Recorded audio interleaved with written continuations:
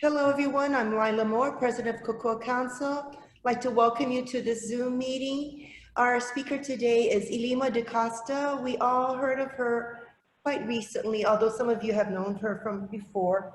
But Ilima was the one who brought to the public's attention the number of contact tracers that are currently deployed as compared to the number that could be deployed. So Ilima, let me step out of the speaker box for now. And if you'll proceed, and I'm going to put you in speaker view, okay? Certainly. Mahalo. I hope you folks don't mind that I couldn't recall the entire conversation verbatim. So I had to put some notes down. So I'm going to be reading from a prepared statement, and that way I can share this with the council at the end of our meeting. So thank you very much for allowing me to present to you today. I really do appreciate your time. A special thanks to Lila for replying to my call and taking the time to speak with me. Prior to the meeting, I did forward a copy of the project agreement for administrative services between the State of Hawaii Department of Health and the Resource Corporation of University of Hawaii, dated July 22nd, 2020, and signed off on by Deputy Attorney General Blair Goto and Bruce Anderson, Director, State of Hawaii Department of Health. A copy of my OIP application and the state's reply has also been shared with the Hawaii State Teachers Association. So just as a side note, since I wrote these comments last evening, I've had a chance to meet with Dr. Grace, and I have found out that that $500,000 contract that I'm now in possession of is only one part of it. There's a $2.5 million contract for the training aspect. So that request has been submitted to the OIP this morning, and I'm awaiting their response at the present time. And I will forward that to the Kokua Council when it's received. So my primary purpose for responding to the DOH's kahea that civilians enlist to be trained as contact tracers and join the Medical Reserve Corps is driven by my desire to spare needless suffering and the loss of life. Having lost an adult child to apparent self-inflicted gun violence, my specific goal is to help stop the loss of lives due to preventable violence and preventable disease. We should not accept the conditions that currently prevail. So these are the key takeaway points that I have from my experience as a member of the first contact tracer cohort to graduate from UH West Oahu's Community Contact Tracer Program. I hope this information will help the Kokua Council and other community members make more informed decisions regarding the state's response to COVID-19. So point one, recruiting into the RCUH program. Recruiting is done by the Office of Strategic Health Initiatives led by Dr. Amy Grace. Pursuant to the project agreement, the DOH allocated $372,466 for salaries and another $96,841.16 in fringe benefits in order to provide administrative services and employ staff to support the department to perform its scope of work and deliverables. So just to clarify, at the time that I wrote this, I did not realize that that project agreement was not being controlled by that agreement that I was referring to for $372,000 is not being controlled by Dr. Grace. That project agreement, that project is being controlled by RCUH, under which Dr. Grace said she does not have any authority. But in any case, that those monies are specifically for hiring contact tracers. So the intended goal within that project agreement included helping to achieve data-driven policy decisions regarding testing, mitigation, and prevention of COVID-19, according to their agreement. In fulfilling their part of the agreement, RCUH with Dr. Grace has established trainings with two specific cohort tracks, track 1 and 2, and then there's a third track for community health workers. So track 1 for contact tracers is for licensed or credentialed medical personnel, and that training is about 3 days. Track 2 is for those with bachelor's degrees, with a priority on those with backgrounds in community health or other related programs or services, and that training is 6 weeks. There currently is no course of training for anyone with either an associate's degree or a high school diploma to become a contact tracer as the project is now run. Those with a high school diploma can only apply for track 3, which is a community health worker program that's also being conducted tuition-free at KCC and will start on August 24th. So with regard to track 2 community contact tracer training and the cohort that I participated in, these are my observations. So after responding to a survey and submitting a short essay, I was selected for cohort 1 of track 2 representing the island of Hawaii. The trainings were conducted via Zoom. Professors Custodio and Kamonia Tut with UH West Oahu conducted the trainings. Track 2, cohort 1 V2, which is my cohort, was a 6-week program that ran from June 16th through July 24th. The total cohort members was 49, with 20 members being onboarded during week 3 of the 6-week program. So we started out with 30 members, and we picked up 20 during our 3rd week. That created a lot of problems, not because of the people, but because trying to get them caught up. Focus of the training was on cultural empathy, team building, and epidemiology. The bulk of sessions involved listening to lecturers discuss the topics listed above. The cohort spent a total of about 3 hours on the actual contact tracer interview training, with 1 cohort member acting as the case, or the person who's being contacted, 1 acting as the contact tracer, and the 3rd acting as the evaluator. I played the role of evaluator, and due to time constraints, I never had the opportunity to practice either one of the other parts. Improperly moderated discussions on bias and racism eventually led to bullying and unprofessional behavior within the cohort. This greatly distracted from the motivation and productivity of the cohort. During the first week of training, the cohort was advised that a $1,000 stipend was being awarded to all members who successfully completed the training and agreed to sign up as part of the MRC, or the Medical Reserve Corps.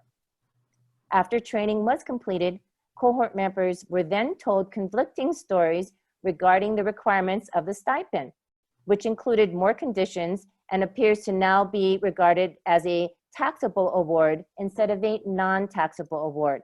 So far, only verbal instructions have been provided, and Dr. Grace is, we're awaiting some sort of reply from Dr. Grace with regard to how these stipends should be handled for those members who are collecting unemployment and don't want to get in trouble with the ALNR by not, DLIR, pardon me, for not reporting their income.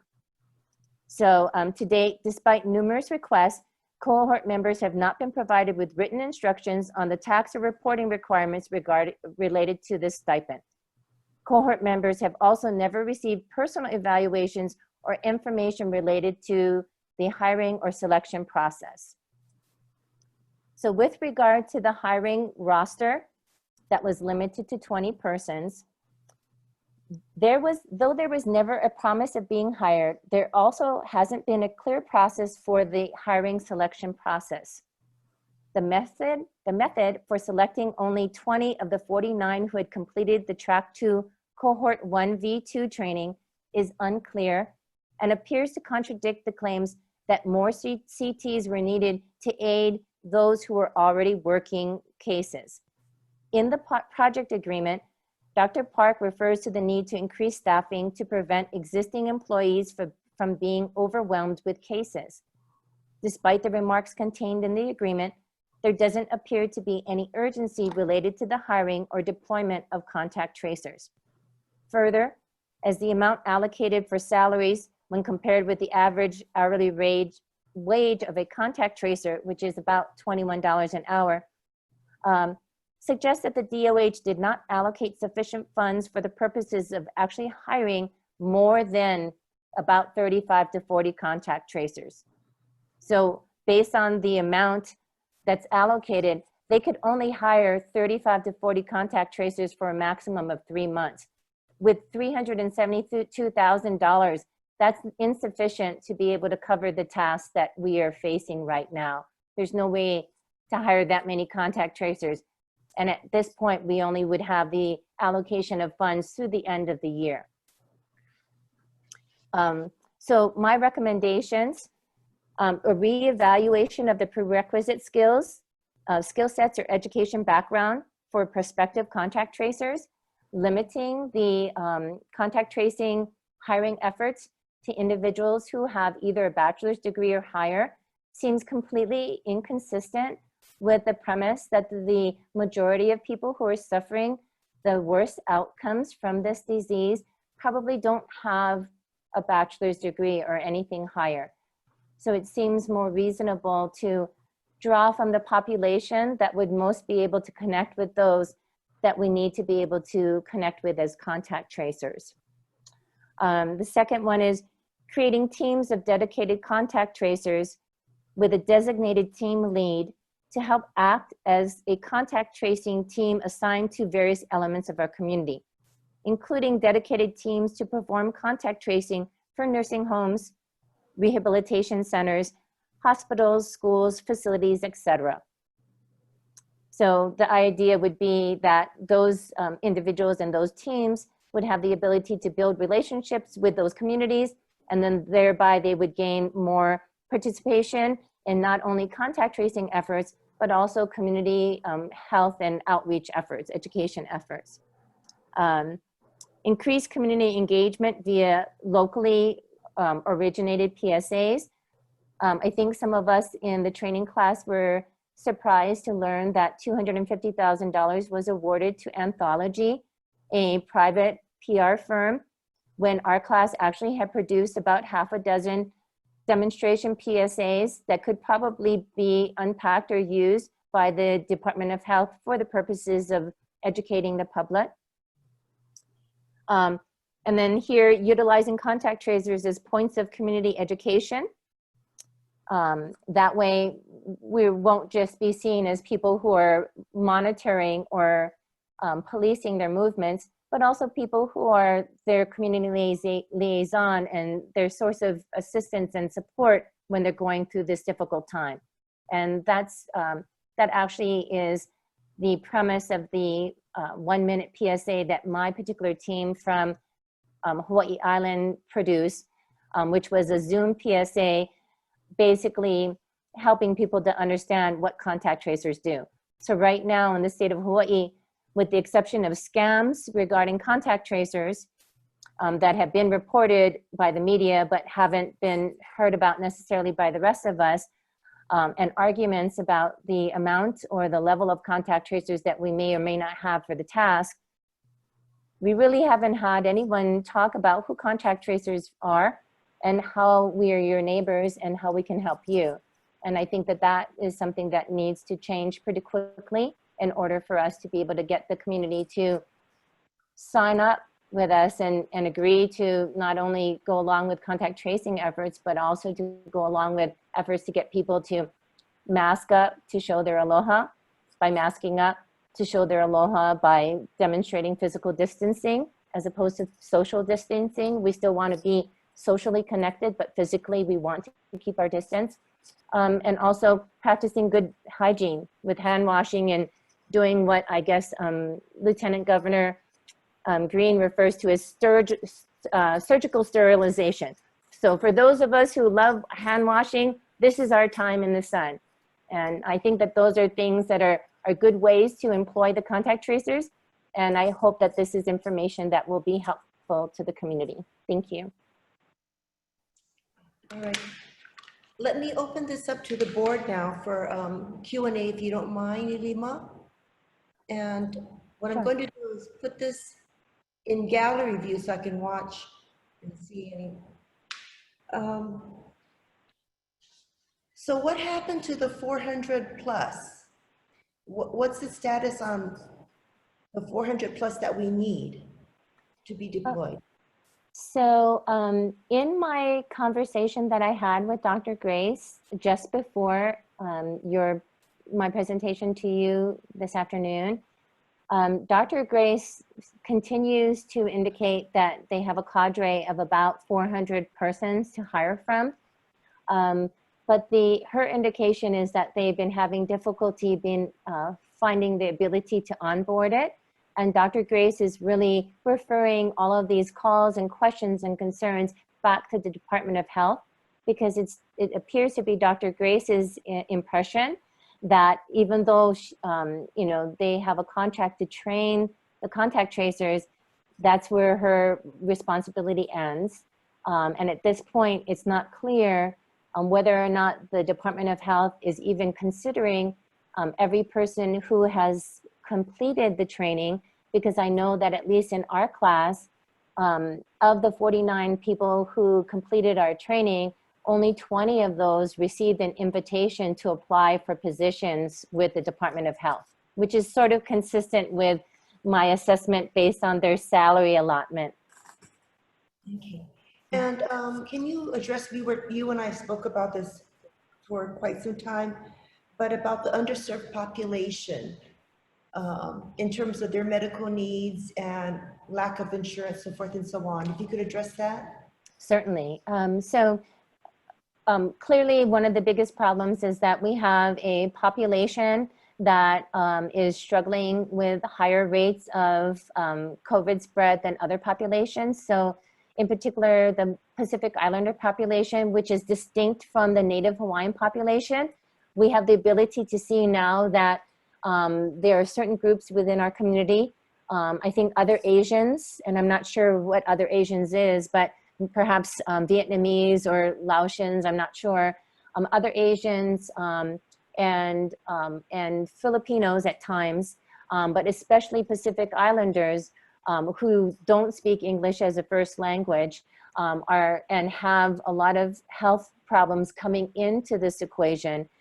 Those are the populations that don't seem to be served very well by the way that the training program is set up.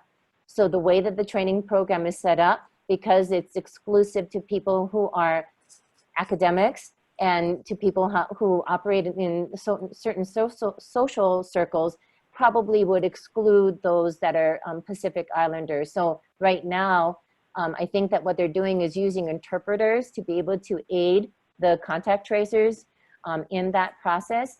And they're working on training some of the persons who are already trained community health workers to be able to act as liaisons or interpreters or contact tracers, what have you.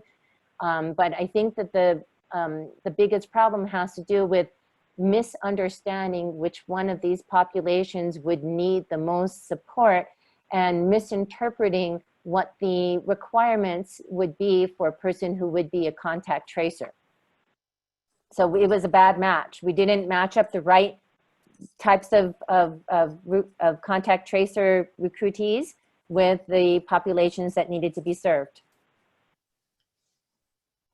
All right, and forgive me if I don't know the right terminology, but I thought that there was some kind of an office set up so that the underserved,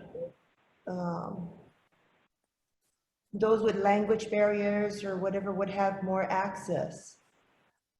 It's not clear to me whether or not any of that has been set up. When I have visited the Department of Health's website to ascertain what their efforts have been at communicating with the public regarding COVID-19, I found that while they have pretty robust communications campaigns for tobacco cessation, weight loss, even opioid abuse, things like that, which are awesome, we need all of those things, there's actually no communications campaign for COVID-19. And in fact, I guess we all just learned that the city and county decided to adopt publications that were produced by LA County, which is really distressing because not only is that there that $250,000 that was allocated to anthology, we do have people who are employed as communications personnel for the Department of Health and for the state and different agencies, even the elderly affairs divisions, right? So we have people in those areas that could perform this work, but it's unclear to me why it's not being done. So, you know, when I asked Dr. Grace today about why not everyone got invited to apply for the contact tracer positions, Dr. Grace was not even willing to accept that premise. She kept insisting that all 49 of our names were submitted to the State Department of Health and that each of us is able to apply for a position with the Department of Health. But when I continued to speak with her and ask her more, it became clear that there was an initial list that was shorter, that did not include all the names. How they made those decisions about who to cut out or who to leave in the list, it's not clear. She talked about tranching and the need to identify people that had language skills and people had different other sorts of skill sets that were preferred. But clearly, whatever those skill sets are, if our class was recruited based on the premise of having a bachelor's degree, all of those other requirements that we now need are probably gone out the window simply by recruiting a class of people who come from a completely different set of the community. So because we don't necessarily represent people who live in Camforth homes or any of these other public housing institutions, you know, it's inconceivable how we could even whittle that list down to 20 people and figure that those 20 people would be the ideal people to talk to those folks at Camforth Road. For me, I don't get that.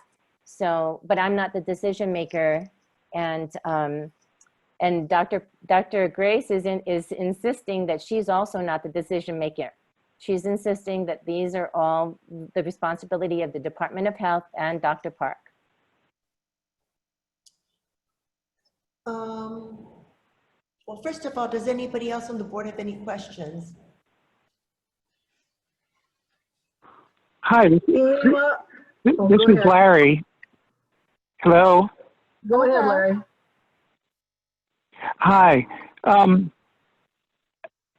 First of all, thank you for the excellent and detailed explanation. To me, what you explained has the seeds of a solution in it, but it would be a bit unusual for state government to do this. Let me just preface my remarks and a suggestion by saying that I worked for General Electric for 21 years, including 17 years in Japan, working, leading up a joint venture with NEC Corporation. And in order to make all that work, we had to take action very quickly every so often. Not usually, but sometimes something came up and you got to act, and you got to act quickly. I think that's where we are with this COVID-19 situation.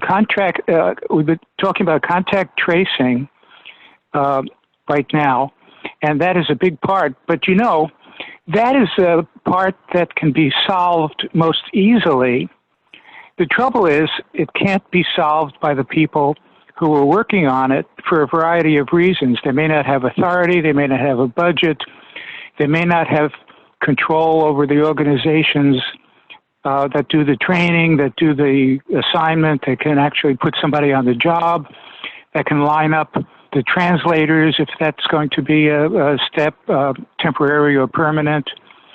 You know, it sounds like they need to have contact tracers in each Pacific Islander language. It would be ideal, but that's not where we are. But the reason I mentioned General Electric is because what we would do, first of all, is realize we have a major management problem. The current management cannot and probably will not deal satisfactorily with the problem. Now, this problem is not infinite in scope. It has only a finite number of moving parts. Even just focusing down the microscope on the contact tracing, from your description, most of those parts are pretty well known, but they defy solution. So what we would have done, and of course this is a private corporation and not a state government, and what we did do is borrow competent management from different divisions of NEC Corporation and General Electric, and they got together, and they mostly knew each other because people who have been in government or in private industry for a long time, are familiar with each other, so they can work together very quickly, and they determined high-level solutions that are necessary, and they determined what would be necessary for subgroups to take over and solve, and they were able to give those subgroups authority. So ideally, and I don't know how to make this happen, Governor Ige would call together a management group. It would not entirely be from the Department of Health. It would be from people that he knows and he can find who are competent managers. He would empower them with an emergency decree so that they can get their work done. I'm not sure what the details would be, but I'm pretty sure that's what it would take.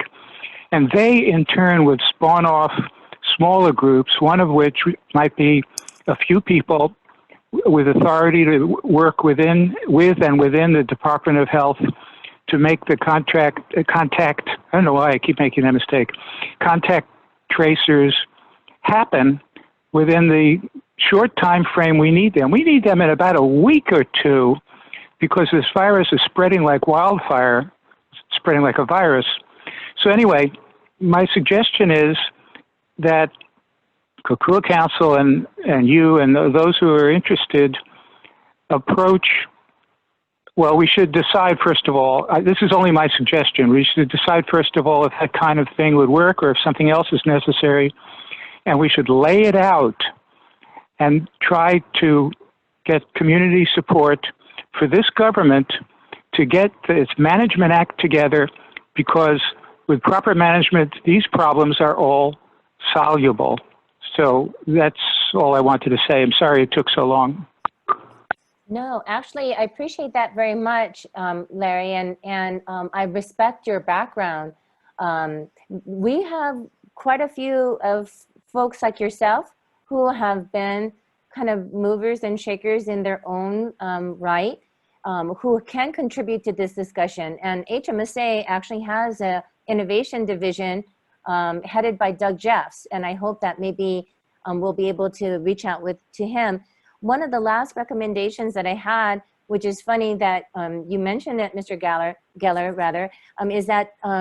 is to create a council or panel to work alongside of the state process to monitor the state's response to COVID-19 and to help adjust when and where necessary. So I think that goes along with your recommendation, Mr. Geller, is that we don't just rely on the state to save us from this thing, just like we can't rely on the federal government to save us. We're going to have to save ourselves.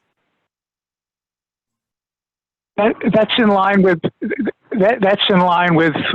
my thinking, but my point is it would be very unusual for the governor or any other part of our government to form a management team, number one, and number two, empower it. I mean, I'm thinking of this heart thing in Honolulu with the train. Yes, they formed a team, and yes, they empowered it, but it's got its own problems. But that's the model, I think, to separate out a small group of competent people with authority to make change, and also to engage the public through statements about what they're doing and raise confidence that they can achieve the necessary change and in a very short time frame. I agree. If we wanted to limit it explicitly to the COVID contact tracer issue or contact tracing program, then I agree. I think that the state of Hawaii actually has a navigator.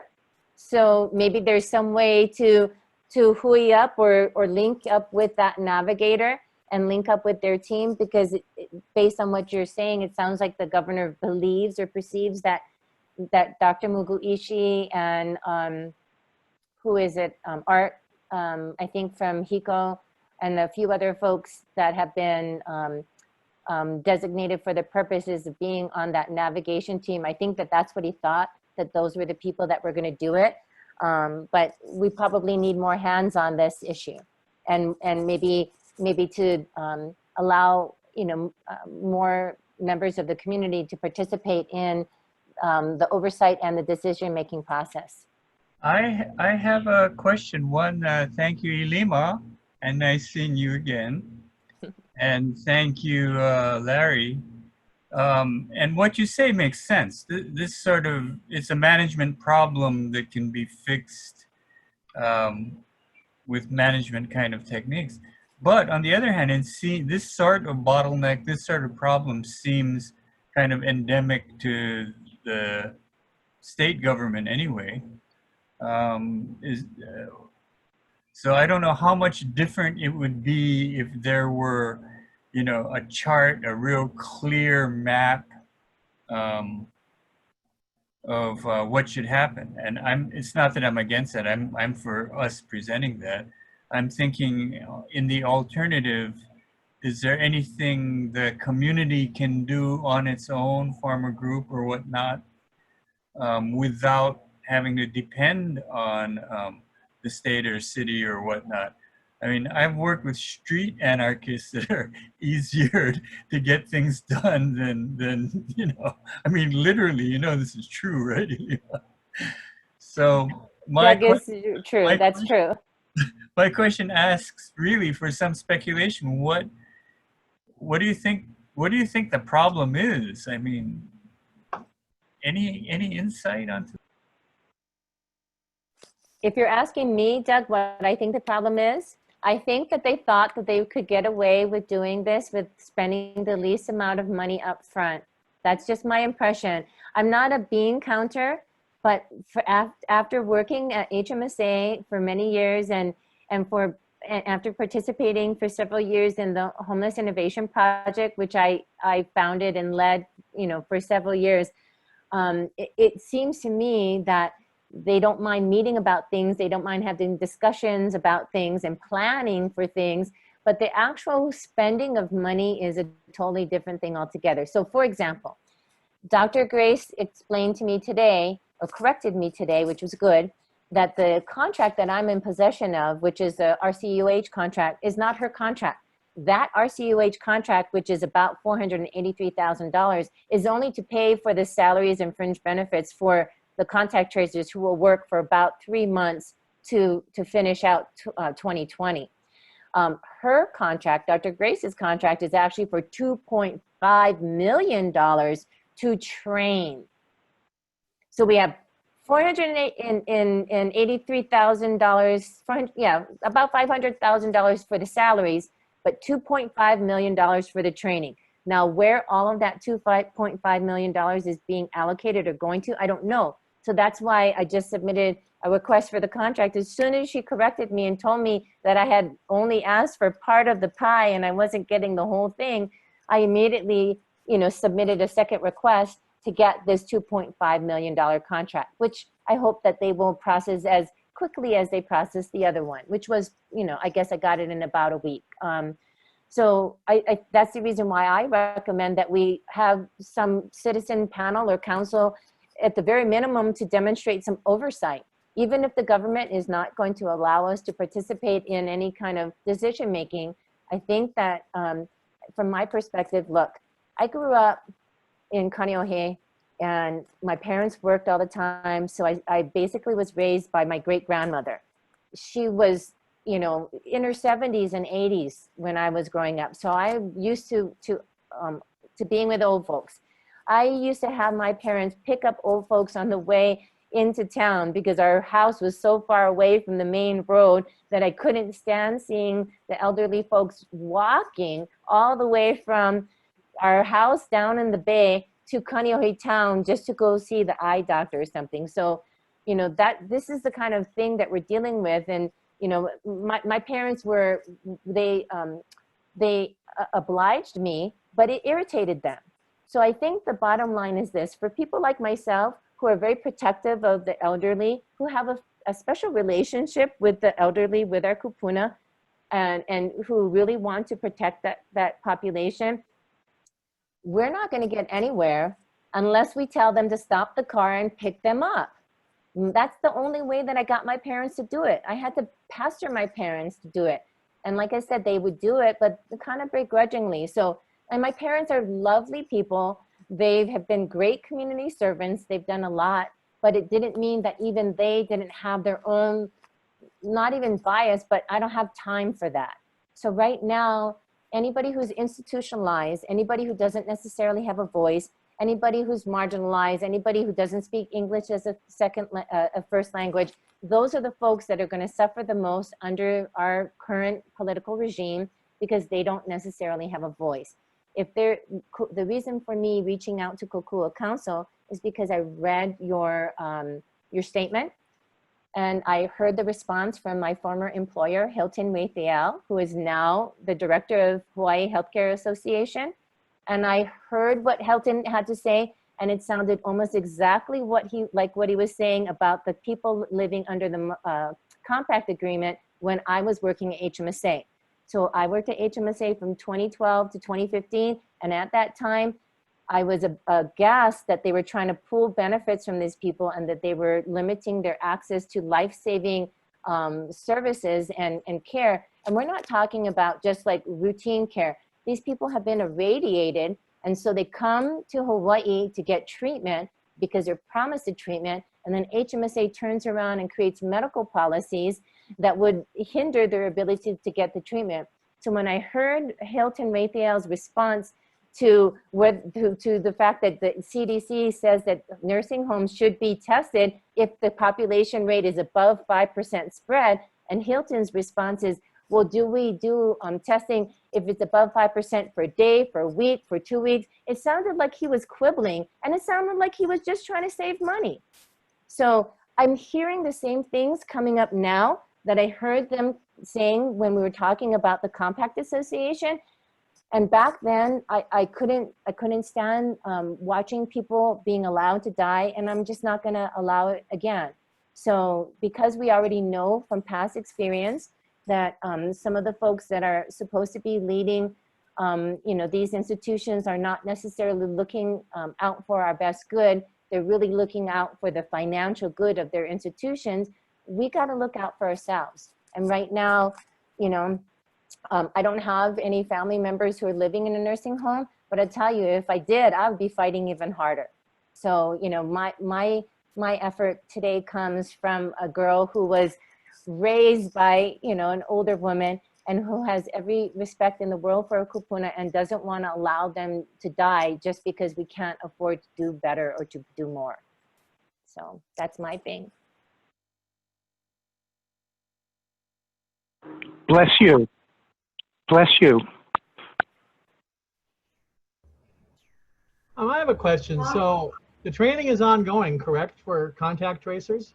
Yes, there's a new cohort that just started, and my recommendation to Dr. Grace is that she either tighten up that ship and shorten up that training for this current class, or do something for future classes, because we can't wait for 6-week cycles to get these people trained. And so it's every 6 weeks, there's kind of a set schedule? Yes, it seems to be that way. Okay. And can you, or I suppose it's easy to find the access to where the link is for how to sign up for that we could get out to folks? Actually, what you can do is you can write to OSHI, O-S-H-I, okay, at hawaii.edu. Let them know that you're interested in the contact tracer program. They will refer you to a link for a survey that is required. Okay. And that survey will vet you depending on your skill set. So that's when you get vetted into the track 1, which is for credentialed medical providers, track 2 for people who have bachelor's degrees, or track 3 for everybody else who doesn't have either one of those. Yeah, I'm thinking of getting this out to my Rotary to have some folks volunteer. So we'll do that. Awesome. As you were talking, and you may have addressed this already, so I'm just curious, as a contact tracer, we're just using the phone and contacting people and asking questions, or, I mean, you probably covered the structure a little bit.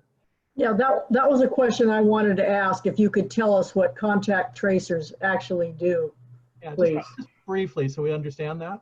Right, so shouldn't we all have this education already? So essentially the contact tracer's job is to communicate with individuals who have been identified by the State of Hawaii Department of Health as having been in contact with somebody or exposed to somebody who has been diagnosed as positive for COVID-19. So essentially what the contact tracer does is start, or the investigator, because it's a team. So you'll have the contact investigator and then you'll have the contact tracer. And I assume that the investigator is somebody that has like a MD, RN, whatever credential behind their name. The CTs would be everybody else. So the case comes in, and usually the case is assigned based on the person who is an active case, right? So they will communicate with that person who has an active case to find out who their contacts are. And this is when it gets tricky.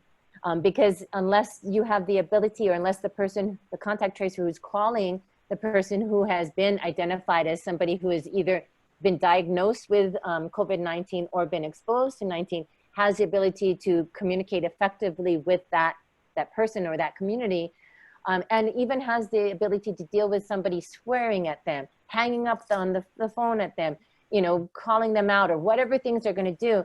It's impossible to conceive of how successful we would be. So contact tracers, for all intents and purposes, are sort of like an insurance adjuster. A lot of people probably need to talk to their insurance adjuster, but nobody's happy when they have to talk to them, because it means that they had an accident and they're not having a good day. So, you know, it's not a whole lot more complicated than that in terms of what the engagement may be. We do have questions that we're supposed to ask them, and there's like a script that's supposed to be followed, but there's no way to follow a script when you start to get into these things. And also, having been a fraud investigator myself, I know that I actually don't necessarily want to follow a script. I want to get all of the information, but I want to let the people say whatever they want to say, because I'll probably get more than if I just go down the line through some list. Right. Yeah. So once you've identified folks, then, I mean, what do you do with that information? I mean, contact tracer, do we advise them that they need to quarantine? Do we? They advise them, so they invite, contact tracers are required to advise about the quarantining requirements, and also to offer reference or refer people to services. The only problem with that is that with regard to referral for services, we are not allowed to refer anybody to services outside of the list of service providers that the Department of Health has designated. So the Department of Health has specific contracts with Aloha United Way, and with another group that just came on board. It actually was established by a bunch of attorneys, which really was kind of strange to me. But a group of attorneys got together and formed a nonprofit for the purposes of contracting with the state to be able to deliver services and deliver supplies to people who are quarantining and can't get out of their house. Okay. Yeah. All So right. we can't, like, if you, Mr. Tabor, wanted to create your own program, even if it was volunteer, even if you were going to do it for free and you were going to follow every HIPAA law and you weren't going to, you know, breach anybody's privacy, you wouldn't be allowed to participate, because the state has like a locked in contract with these entities. Okay. Not HMSA? So HMSA is coming at it from a different angle. HMSA doesn't necessarily have any contracts with them. But based on the relationships of the people who have these existing contracts, I can see the relationships they have with HMSA leadership. So there's a certain amount of aggregating these the contracts and basically the resources to groups that already have a certain amount of power within our community. Mhm. So back to the contact tracing. So once you had identified folks and everything, then so what's the follow-up? What happens after that? There's not, so from what I understand, we're supposed to be doing a regular follow-up. There's supposed to be a process for that, but in real time, what's really happening, what we've heard on the news is that not only is there not consistent follow-up, the only people that they're actually tracing right now are people who are identified as 65 and older. That we've got so many people that are under 65 that if we haven't been tracing those folks, we not only missed the train, we might be underneath the train. Yeah, so it's really just on the honor system then. Oh, okay. So what does a contact tracer do? That's exactly what the contact tracer does, Doug, is a contact tracer is assigned supposedly to follow up with people, to identify who all of their contacts are, to give them instructions about quarantine, and to refer them to the select service providers that the state of Hawaii has identified. We could be a shoulder to cry on, I suppose. You know, that would be a good thing. When I was at HMSA, I was in the field complaint department for them, and I had a lot of medical providers crying on my shoulder, and that wasn't necessarily part of the job description. But, you know, I suspect that that's, you know, I suspect that this is why we're having a difficult time with the limited tracers that are in place right now, is because they're not just overwhelmed with the number of cases, they're overwhelmed with the amount of duress that the individual people that they're contacting are dealing with. So the system, pardon me? Ilima, I just wanted to find out, this is Joanne. I wanted to find out, first of all, do you have you say you work in a team, so you have an investigator, you have something called, what is it, PP, whatever that is. And do you have a supervisor that oversees all of that to make sure that the work is being done? And do you provide those reports about these people and their contacts to some kind of a database or a supervisor, somebody that can help to facilitate the follow-up? Okay, so No? just to be clear, I myself have never actually been invited to apply for a contact tracer paid position. So I've never been in any of their operations. I know as much as you folks know from what we saw with the legislators going into their offices. As a former an insurance adjuster, seeing all of those cases and files piled up in boxes, that gives me the willies. I'm very concerned about that because I'm not sure that we are actually adequately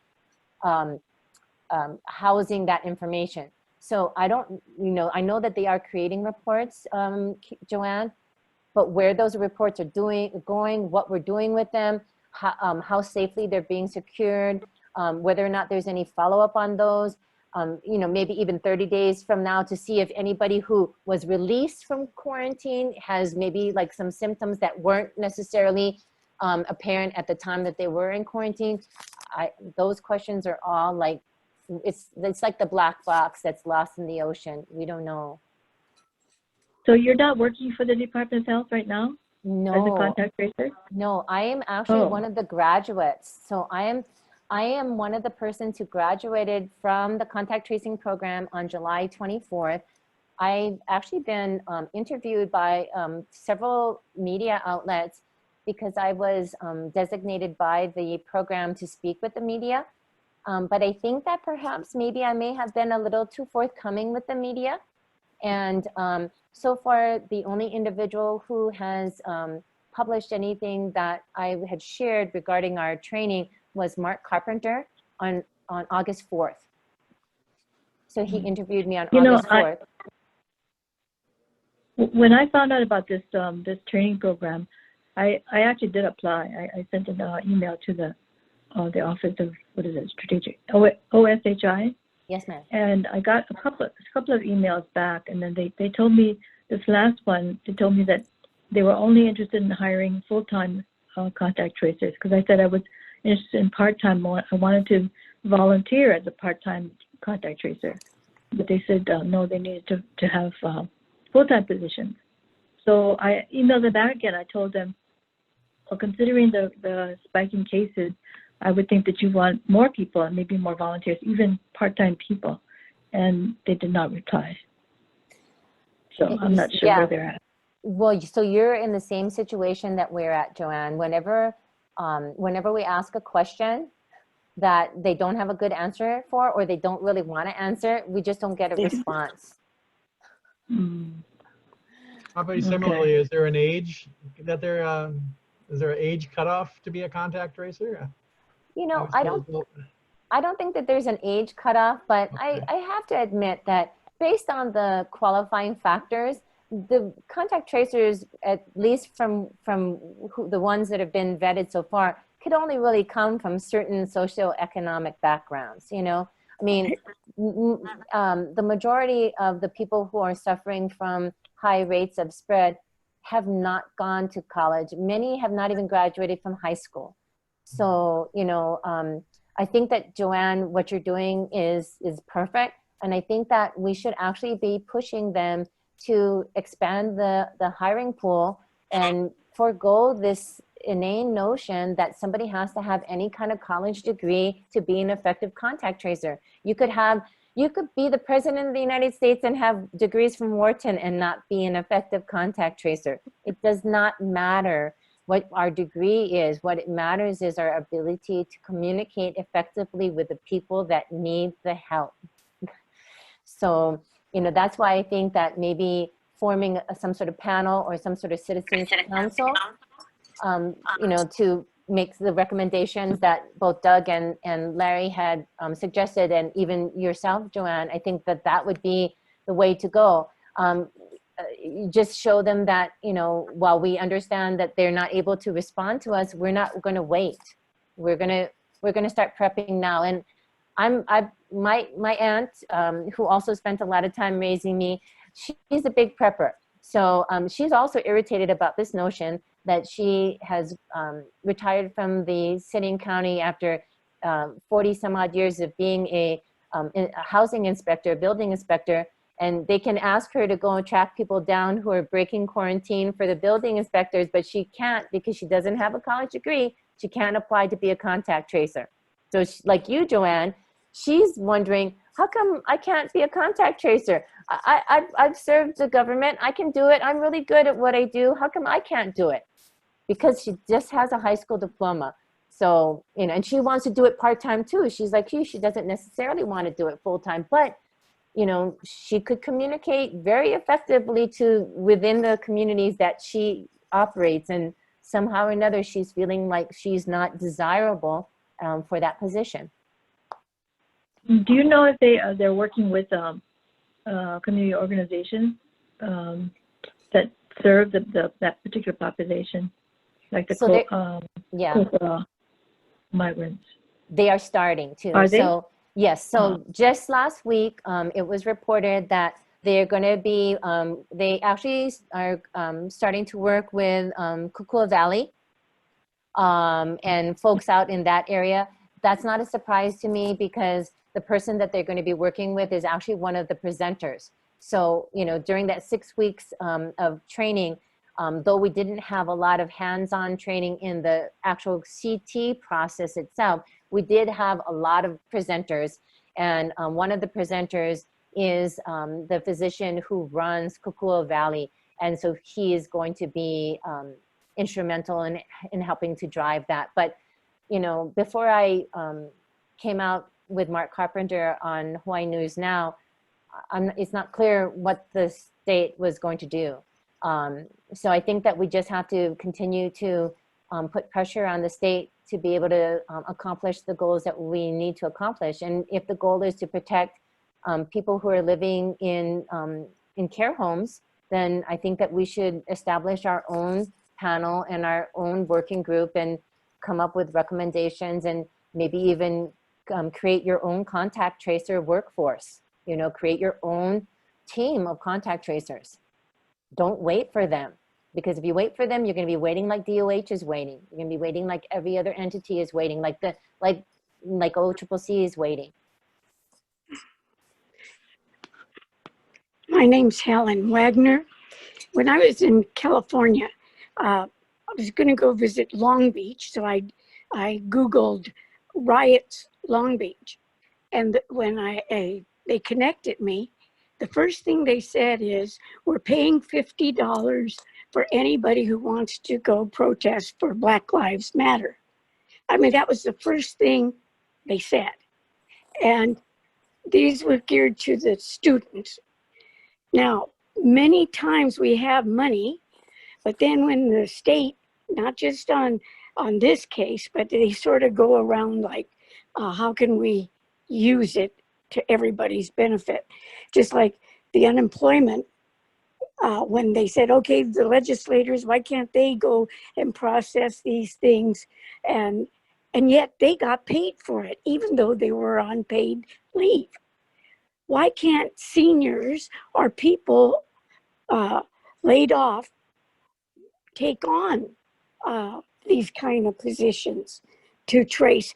Because I've been traced, and all they do is call my phone, and I believe that there's even a camera involved if I do go somewhere, or how you have it on your GPS phones nowadays. But it doesn't seem where you actually have to go knock on people's door at certain stages of it. I think a lot of it, just like processing the unemployment, they got a room there at the convention center. But they should actually help the people rather than keep getting greedy about when money is allocated. They have to form committees and surveys, and yet those surveys and things always tell the same thing. So I could understand people going in when they start changing the like Anderson being gone. Who's going to take his place? Who's going to answer the questions? I think they write manuals of what to do when the heat comes on. They get rid of the people or move them around. What can we do other than it has to go to the legislators to bring them aware that the people are right here waiting to help? How can we? Because even the university, I was told that they were giving classes there. But that's an easy way to funnel the money again to the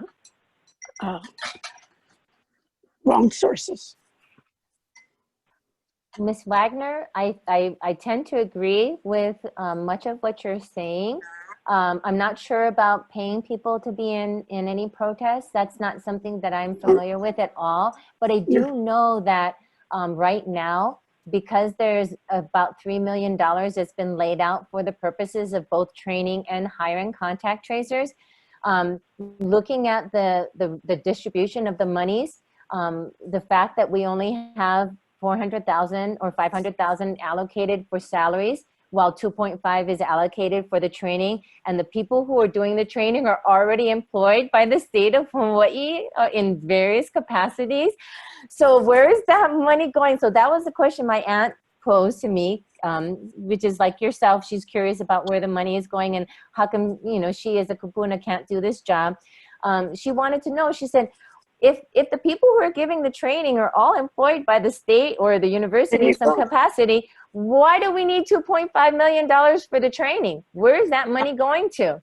So why can't we use that $2.5 million to not only hire and pay for more contact tracers, but also to provide people with relief?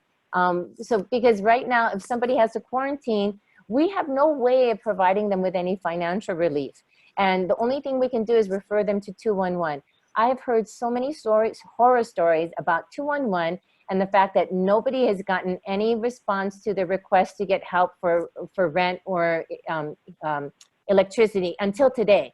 So today is the very first time I heard of anybody reporting, any individual reporting that they got a grant from AUW in order to be able to assist them with their electricity. Today is the first day. And of course, you know, they were going to get their electricity turned off on the 31st of August if this money didn't come through. But they applied back in May. But there's so many other people who haven't gotten the money. In the meantime, I have heard of multiple, and I've worked with multiple nonprofits who have been able to get grants from anywhere from $2,500 on up to $10,000 from AUW to be able to perform nonprofit. So we're dealing with a trickle down sort of effect. They're taking all of the money, they're aggregating it into these institutions that are already very powerful, and then they're redistributing the money within the community. You know, this was called voodoo economics when it was something that was practiced by President Bush. So why isn't it voodoo economics when we're doing it with our CARES monies, when we're doing it with this financial aid? It's the same thing. We're, instead of working as a from grassroots, they're working top down. And so the same people who are suffering, the same people who get marginalized, the same people who lose out are losing out again. And the only way to resist that is for Helen, for you and all of your friends who are over 65 to start applying. Send your emails to OSHI. Insist to OSHI that OSHI has to allow you to apply for these jobs. And, you know, resist this notion that the only people that can get these jobs are people who have a bachelor's degree. I just, you know. I just wanted to correct. I wasn't in favor of the $50 for riots. It's just in California, that's what a group was doing. But I also in favor of maybe sharing that money with people in need, like unemployed, rather than still the powers that be. Just like when EGA came on and said, oh, all the teachers are taking a 20%. They didn't know about that. I mean, oh. So you're bringing up the teachers, and one thing I would recommend that you do, because you're because students are marginalized just as badly as our senior citizens. Yeah. Even though the states, you know, is always saying that they're there for the keiki kupuna, I think that it would probably be a good idea for Kukul Council to figure out a way to align with HSTA in some way, shape, or form, identifying that, you know, that like myself being raised by my kupuna, like I would be sickened if I was a child and I went to school and I came home and I made my grandma sick and she died. Like, what sort of trauma are we going to be putting on these kids when they have to deal with the result or what they think in their child brains, right? Because, you know, it's difficult for us to explain to a child that, you know, it's not their fault. They went to school because they had to go to school. They're required to go to school. And there's no way to know that grandma or grandpa got sick because of them. The kid's not going to know that. What the kid is going to internalize is, I went to school, or I did this or that.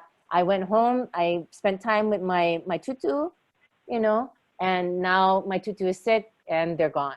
So I think that not only from the perspective of wanting to, you know, spare parents and children from being, you know, exposed to illness and death unnecessarily, I think we also need to think about the psychological impacts of kind of forcing keiki into school environments when many of them are going to go home and you know, have some dissonance when it comes to how they can engage with their own family or whether or not they can engage. So, you know, I think those are things that probably don't want to be addressed because people just don't want to conceive of this notion that sometimes people's lives are more important than the economy restarting right away, you know. Thank you. You're welcome. I just got a text from IHS. So there's 15 folks that have been, you may know this already, that have been diagnosed with COVID that are refusing to do anything about it. So they're on the streets. So just warning nonprofits to be aware. That's why I started asking about the contact tracers. And I mean, it seems like there's another level that needs to happen in addition to that, to follow up with these people and to make sure that we're keeping society safe. I don't know that we'll ever get everybody to wear masks.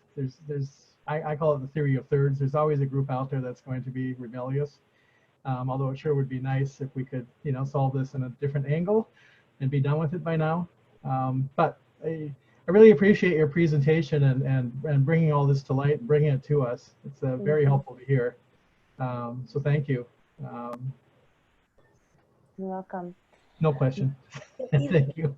Well, IHS would benefit from having their own dedicated team. I know that Queens is hiring, just so that you know. Queens has a listing out there. They're hiring. Yeah, IHS was sending it out. I do food delivery, so Doug, you're probably going to hear about this. So they're just alerting us that there are folks out there that we're going to encounter that are carrying, that are not carrying. They have, there's carriers out there too, but that have the COVID that of course, just like not wanting to leave the streets, they're going to be out there. So, so to you that don't wear masks, beware, they're out there. Just one question along those lines, Mr. Tabor. Did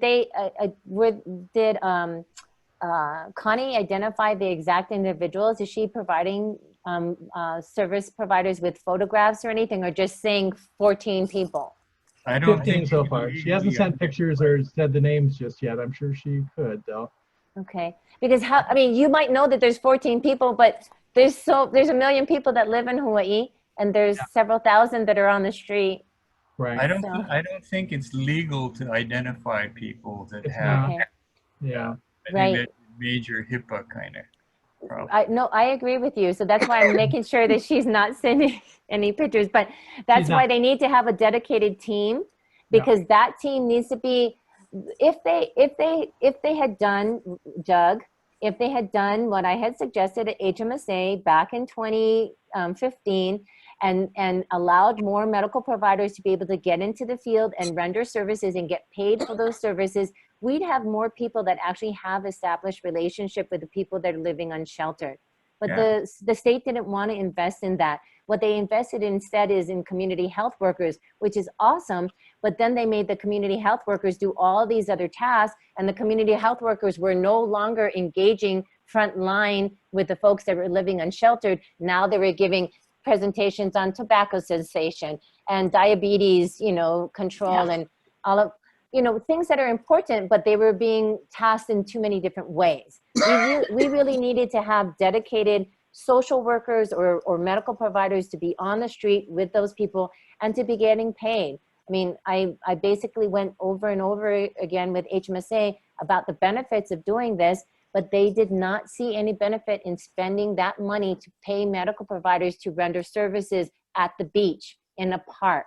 They didn't see a value in that. Now we're actually, now many of us are suffering because of the lack of foresight by many of these people that had the money and had the ability to implement systems that would have better insulated us from these situations.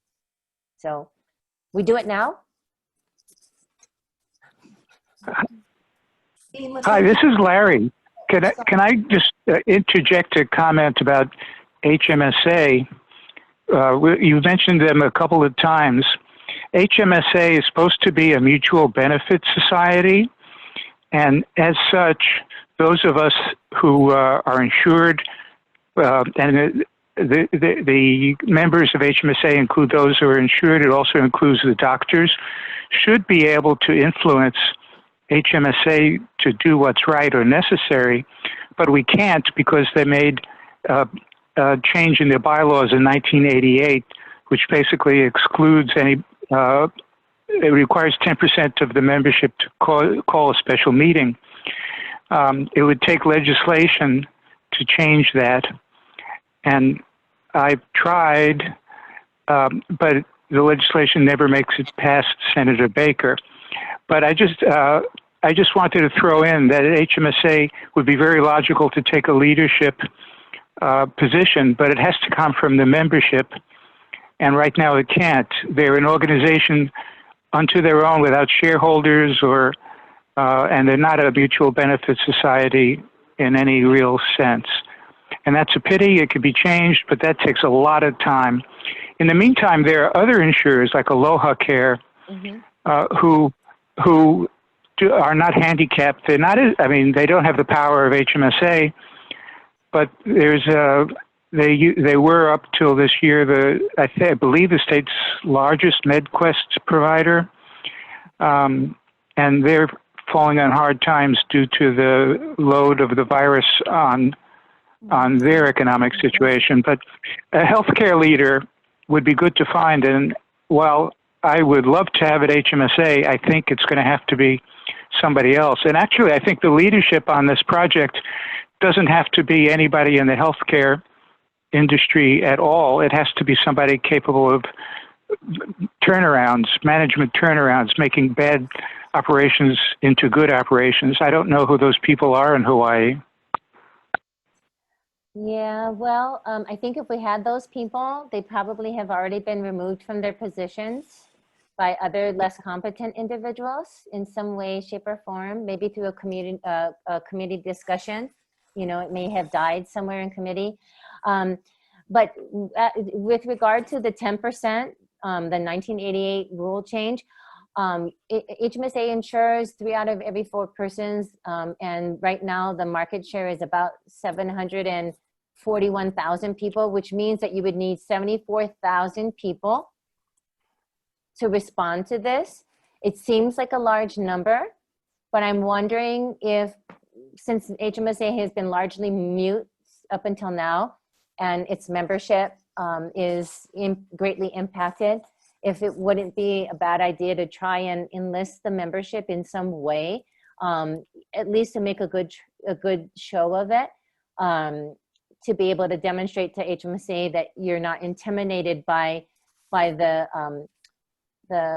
process that's in place. But at the same time, I would go directly to Aloha Care, because Aloha Care had to fight to get the contracts rescinded when they got cut out of the contracting process earlier in the year. So I think that Aloha Care is probably in a position where they would like to be aligned with community organizations that would show support for them and their importance in the community. That way, when the state eventually does decide those contracts, they don't get cut out a second time. Because right now they're hanging on to their contracts, but kind of like hanging on by their knuckles kind of thing, you know? So I think that if the community demonstrated the support of Aloha Care, you probably would see a good response that way. This is Larry again.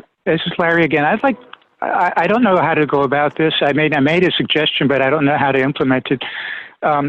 The HMSA membership cannot influence HMSA. The legislation, the bill that we introduced and had 3 sponsors, 3 or 4, was that 1,000 people could call a special meeting. That you can do, you know, social media and so forth. But 10% of the membership cannot be done practically. I mean, they would question the signatures or how do you get the signatures, and I'm afraid Aloha Care has lost their CEO. So what I'm trying to say is I don't know who could do it. I'm thinking of, you know, like the CEO of Oceanit Corporation. There's got to be somebody out there who can turn this around, and maybe none of us in this Zoom meeting know who that might be, but is it reasonable to ask for suggestions, to, you know, think about it, see if you can pick somebody in the community who would be capable and maybe willing to lead a reform effort. And that's what I'm suggesting is not a very good suggestion, but I don't know what else to say. There's got to be somebody out there or a number of people out there who can get us out of this, even if they're not in the healthcare industry. And government and the governor, I think, are not going to produce those people. Perhaps Dr. Green, perhaps Lieutenant Governor Josh Green might be able to help point you in the direction of somebody in leadership if you can't readily identify somebody. Because most of the established leaders that have been appointed so far are part of the establishment. So, you know, if you're looking for somebody who's outside of the establishment that still has the requisite skill sets and the respect, I mean, we basically need like a healthcare equal of Nainoa Thompson. Nainoa Thompson polled 76% in 2004. So when they were trying to find candidates to run for governor back in 2004, he polled 76%. So you basically need that sort of status. You need somebody with that sort of status within the healthcare community, somebody who's well regarded within the healthcare community that can make an impact and that's respected by a wider range of people. They're not going to please everybody, but you know, Dr. Miskovich comes to mind, but unfortunately, you know, he has his detractors too. But I mean, you would need somebody that had courage. It seemed like Lieutenant Governor Green might be a helpful person. Yeah. You mentioned him. He's being sidelined, so. Right. He did an excellent presentation with us at the beginning of this that really got this thing started. I was very impressed. Yes, and he did guarantee protections for that whistleblower. So when I shared my mana'o, just so you folks know, I have no whistleblower protections. I went out there and I fell on the grenade without any kind of promise of protection. So whatever happens to me, I don't really know. But we do need to know that Lieutenant Governor Josh Green was able to ensure us that Dr. Smith, who spoke to the news media last week with Tulsi Gabbard, she should not have any retaliatory instances. So we do know that. And that came from Josh Green. All right, we can take one more question or one more comment, and then we'll need to wrap up with Ilima's portion of today's meeting. Does anybody have a comment or question?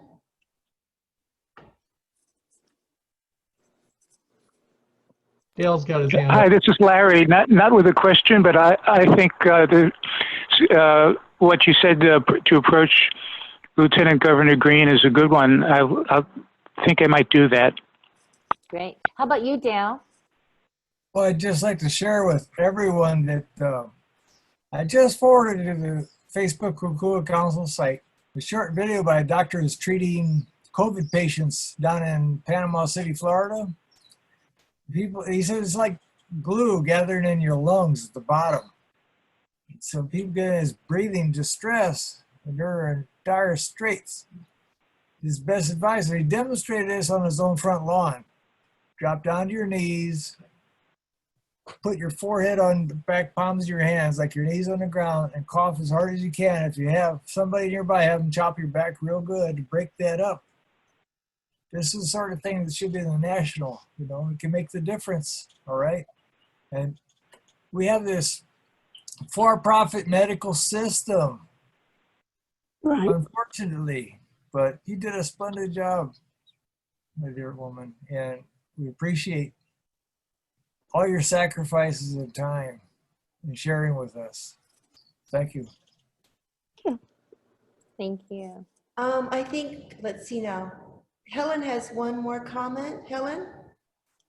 I was concerned because this epidemic, they don't tell really or emphasize how many are surviving it, even the children, and how few percentage actually die. And they also seem to cover up, all right, just like the parks and the beaches and everything that closed all of a sudden.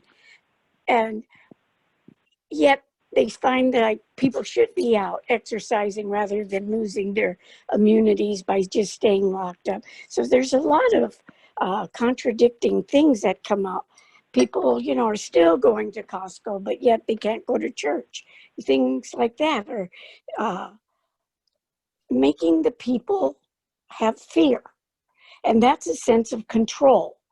Right now, there's lack of transparency going on at the Capitol and also at Honolulu Holly. Maybe we should focus on the transparency needing to really be shown to the people. Because when things like this are brought up, it's pretty consistent in a lot of things that are going on that nobody wants to talk about. All right. So Ilima, do you want to do a closing statement for us? I guess the only thing I want to say is thank you to each one of you for your service and your dedication. I'm so sorry that I didn't know about your organization sooner.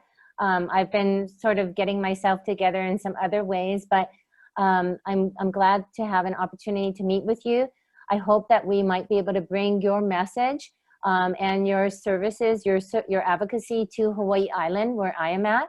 And I'm hoping that we can, you know, come together and come up with a better solution for how to manage persons that are living, you know, in institutions in Hawaii. So thank you very much for each of you being here. Well, Ilima, work. thank you very much for joining us and bringing so much more awareness. I think some of us were aware to a smaller degree, and it was you opening up our eyes, the eyes of the public, to what could be done, what's not happening. So thank you very much for joining us. To everyone, we're going to continue with our board meeting. So thank you, Ilima. We'll be in touch Aloha. again. Yes. Aloha. Aloha. Aloha. Thank you. You're welcome. Have a good day. Be well. You too. Thank you. Mhm.